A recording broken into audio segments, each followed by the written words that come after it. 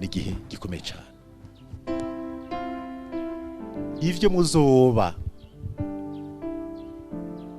ejo, ivyo muzokorera igihugu, uko igihugu c'Uburundi kizoba, biri mu biganza vyanyu kubera kano kanya nyene, kandi mu vyakire.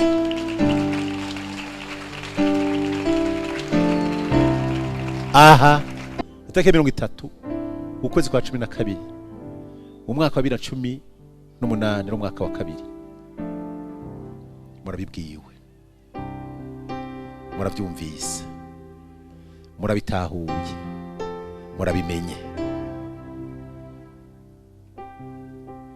Uburundi Imana ifite amasezerano akomeye cyane.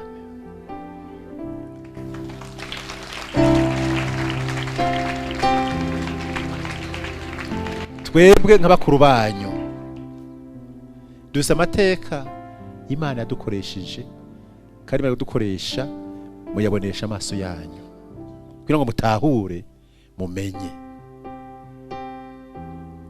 mwerekwe. Twebwe turi muno munsi ku bantu Imana yereka, mwateze ko mushitse mu 2030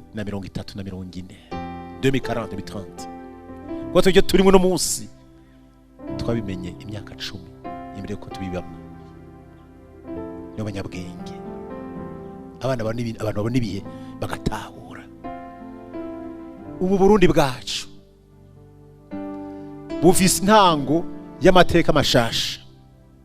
Mugwe amateka mashasha, mwebwe muri ngaha Imana igiye kubakoresha ibintu bikomeye cyane. Imana yarasezeranye neza ko Burundi izobukoresha ibihambaye mwikanguro n'agakiza aha mu Burundi, muri Afrika no kwisi nzima. Kumbure twebwe nituzobishikamo, ariko n'umugabane wanyu.